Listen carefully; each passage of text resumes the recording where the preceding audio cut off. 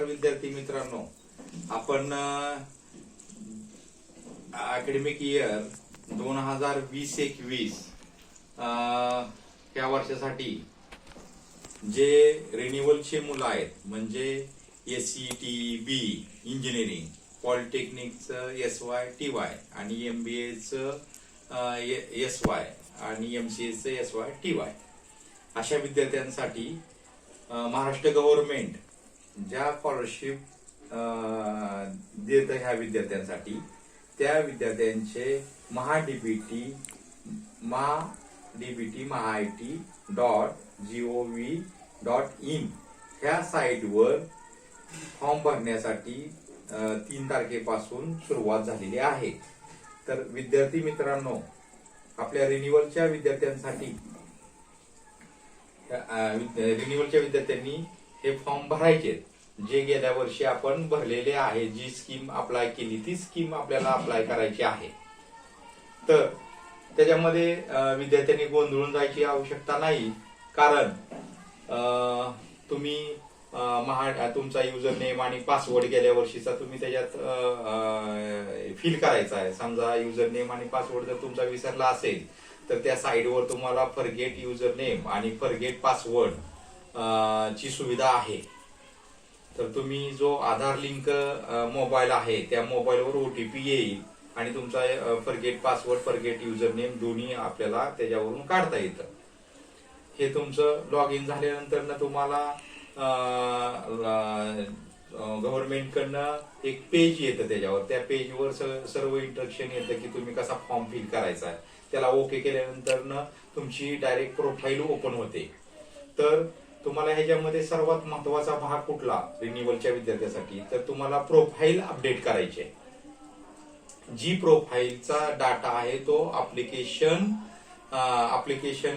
जेव्हा अप्लाय करतात तेव्हा तो ऑटोमॅटिक तिथं घेतला जातो आणि त्या प्रोफाईल मध्ये तुम्हाला काय अपडेट करायचंय, तर जी पर्सनल इन्फॉर्मेशन आहे, profession, address information, other information, current course, past qualification, hostel details. तर ह्याच्यामध्ये पर्सनल इन्फॉर्मेशन मध्ये आपल्याला काय करायचंय की तुमचा आधार लिंक, ह्याच्यामध्ये काहीच बदल करायचे नाही. पर्सनल इन्फॉर्मेशन मध्ये तुम्हाला इन्कम सर्टिफिकेटचा जी कॉलम आहे, इन्कम डिटेल्स, त्याच्यामध्ये ह्या वर्षीचं इन्कम तुम्हाला टाकायचं आहे. तिथं तुम्हाला अपलोड करायचंय ती जी इन्कम सर्टिफिकेट आहे त्याचा नंबर टाकायचा, इन्कम सर्टिफिकेटचा, तहसीलदारचं आणि इश्यू डेट टाकायची आहे. तुम्हाला पण पर्सनल इन्फॉर्मेशन मध्ये फक्त इन्कम डिटेल्सच चेंज करायचं आहे. बाकीच्या सर्व गोष्टी तुमच्या गेल्या वर्षीच्याच असतील. त्याच्यामध्ये परत ऍड्रेसचा इन्फॉर्मेशन आहे, ऍड्रेस तो जो तुमचा गेल्या वर्षी आहे तोच राहील. ऑदर इन्फॉर्मेशन आहे, ऑदर इन्फॉर्मेशन मध्ये पण जे तुमचे ऑदर इन्फॉर्मेशन आहे तीच राहील. फक्त बदलायचंय कुठे, तर करंट कोर्समध्ये. तर करंट कोर्समध्ये आता तुम्हाला जी दाखवते प्रोफाईल मध्ये ते 19-20चं, जसं की मी इथं सांगू शकतो उदाहरणार्थ की हे आहे माझ्याकडं. हा विद्यार्थी जो आहे त्याचं फर्स्ट इयरचं आहे 2017चा आणि सेकंड इयर तो 2018चा आहे. तर तुम्हाला हे बघा, गेल्या वर्षीचा हा विद्यार्थी आहे 19-20चा. तर परसुईंग दाखवतोय 19-20 जी आहे ती परसुईंग.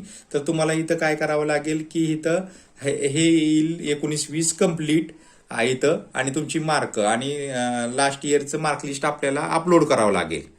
म्हणजे चेंज 19-20चा तुम्हाला डाटा करावा लागेल इथं आणि ऍड मध्ये जाऊन परत 20-21ला तुम्ही 20-21ला ह्या वर्षाला कुठल्या वर्षात तुम्ही शिकता, TE मध्ये आहात, BE मध्ये आहात का SE मध्ये आहात ते तुम्हाला फिल करावं लागेल. तुम्हाला कोर्स करावा लागेल.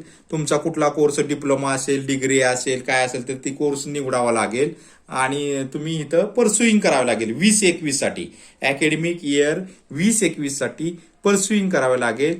परसुईंग करून तुम्हाला इथं जे SC, VJNT, OBC, SBC ह्या विद्यार्थ्यांनी फी पेडला नो करून बोनाफाईड अपलोड करायचंय आणि जे विद्यार्थी EBCचे आहेत, EBCला अप्लाय करणार आहेत त्या विद्यार्थ्यांनी इथं फी रिसीट अपलोड करायची बोनाफाईडच्या ऐवजी.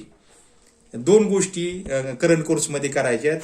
19-20 जी तुमचं मागच्या वर्षीची प्रोफाईल दाखवते तिथं तुम्हाला 19-20च्या ह्याला कम्प्लीट करावं लागेल.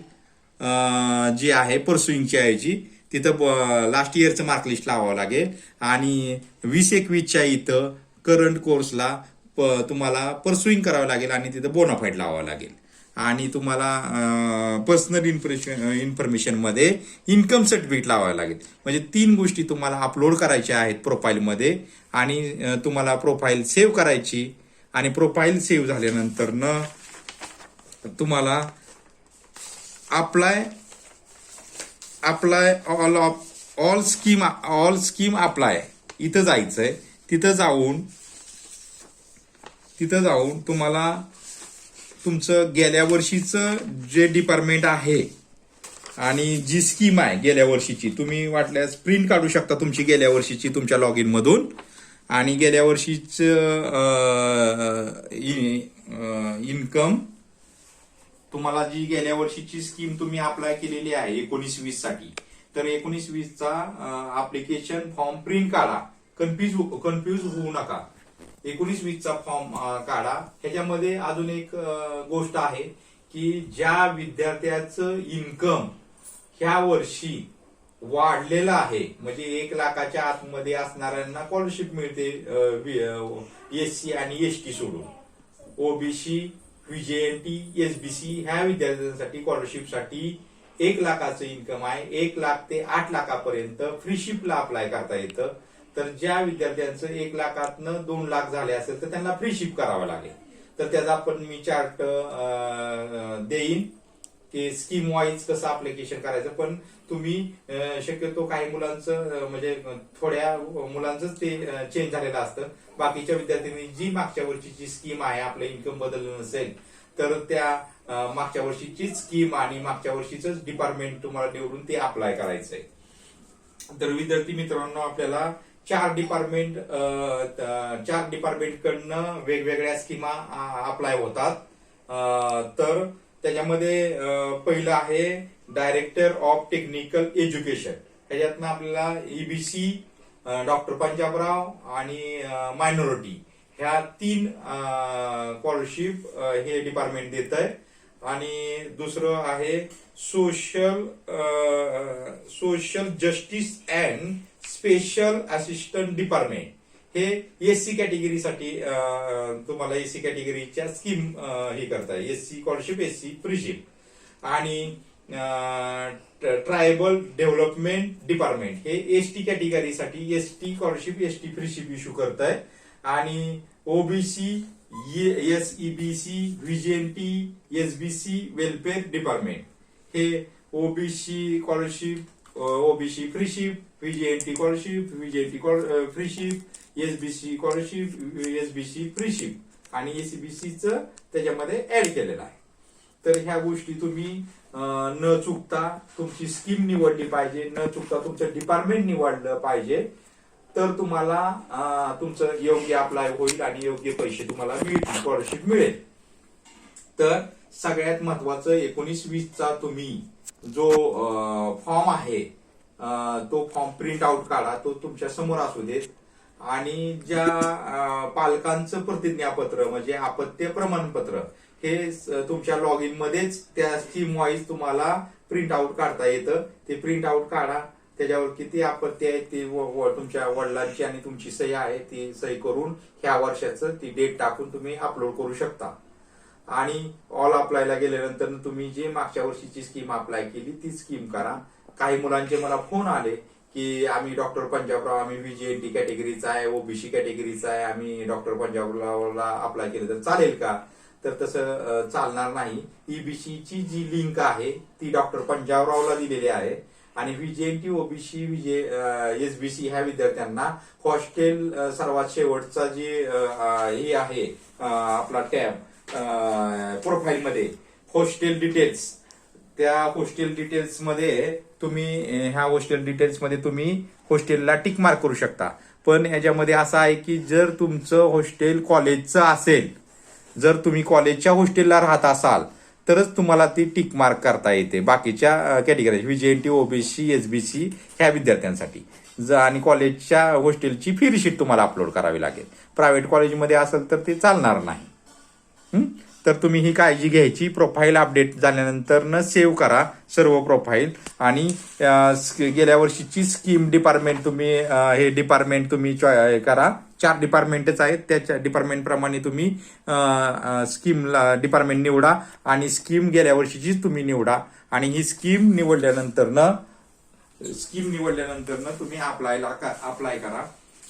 आणि सर्वात महत्वाचं, प्रोफाईल जी आहे त्या प्रोफाईल मध्ये करंट कोर्स भरत असताना तुम्हाला तुमच्या कॉलेजचं नाव आणि कॉलेजच्या तालुक्यात आहे त्या तालुका आणि डिस्ट्रिक्ट असं विचारलं जातं.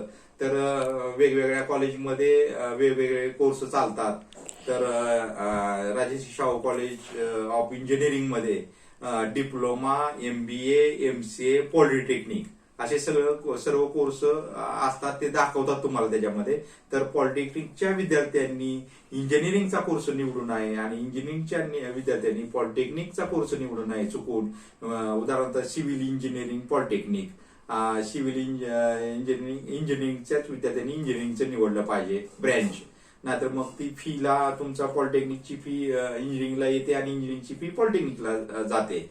तर हे सर्वात महत्वाचं आहे की कोर्स तुमचं ब्रँच जी आहे ती इंजिनिअरिंगच्या विद्यार्थ्यांनी इंजिनिअरिंगचीच निवडली पाहिजे, पॉलिटेक्निकच्या विद्यार्थ्यांनी पॉलिटेक्निकची निवडली पाहिजे. तर तुम्हाला ती फी येईल.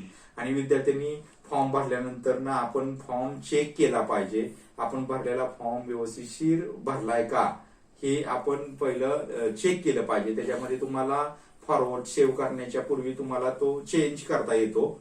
तुम्हाला जरी चूक झाली तरी चेंज करता येतो. सगळं चेक केल्यानंतरच आपण फॉरवर्ड करावा आणि त्याची प्रिंट आउट काढावी. आणि प्रिंट आउट काढल्यानंतर तुम्ही सर्व डॉक्युमेंट त्याला जोडायचे आणि तुमच्या कॉलेजच्या स्कॉलरशिप सेक्शनला ते सबमिट करायचे. विद्यार्थी मित्रांनो, घाबरून जाऊ नका आणि व्यवस्थितशीर तुम्ही जेव्हा लॉग इन कराल त्यावेळेस तुम्हाला सर्वात महत्वाचं प्रोफाईल अपडेट करायची. प्रोफाईल मध्ये 3च गोष्टी पुन्हा एकदा मी सांगतो की तुम्हाला प्रोफाईल मध्ये इन्कम सर्टिफिकेट टाकायचं आहे आणि तुम्हाला करंट कोर्स मध्ये लास्ट इयरचं जे 19-20 आहे तिथं परसुईंग आहे ते परसुईंग काढून कम्प्लीट झालं असं दाखवावं लागेल. आणि तिथं मार्कलिस्ट तुमचं लास्ट इयरचं अपलोड करावं लागेल. ओरिजिनल मार्कलिस्ट त्याचे स्कॅन कॉपी करून तुम्ही ते अपलोड करा. आणि त्याच्यामध्ये 20-21च्या कोर्सला थर्ड इयरला असेल किंवा SE ला असेल किंवा B ला असेल तर त्यांनी 20-21 परसुईंग करायचंय. म्हणजे तुमचं त्या ह्याच्यामध्ये प्रोफाईल अपडेट होईल. आणि सर्व प्रोफाईल अपडेट झाल्यानंतर तुम्ही ऑल स्कीमला अप्लायला जायचंय. ऑल स्कीमला अप्लाय केल्यानंतर तुम्ही गेल्या वर्षीचा फॉर्म तुमच्या समोर असला पाहिजे. तेच डिपार्टमेंट तुम्ही निवडा आणि तीच तुमची गेल्या वर्षीची स्कीम निवडून तुम्ही अप्लाय करा. अप्लायला झाल्यानंतर तुम्ही सगळी प्रिंट आउट काढून कॉलेजला हे करा. आणि तुमचं लॉग इन ID किमान 2-3 दिवसाला लॉग इन करून बघा आपला फॉर्मचं स्टेटस कुठं आहे कुठं नाही. आणि संबंधित क्लर्कला जाऊन काय अडचण असेल तर भेटू शकता तुम्ही. आता कोरोनामुळं सर्वांनी काळजी घ्यावी आणि आपल्याच कॉलेज चालू असल्यावर ऑनलाईन चालू आहे. तर विद्यार्थी मित्रांनो, तुम्ही हा माझा व्हिडिओ लाईक करा आणि सबस्क्राईब करा. आणि पुढचा व्हिडिओ मी अजून 1-2 दिवसातच अपलोड करतोय.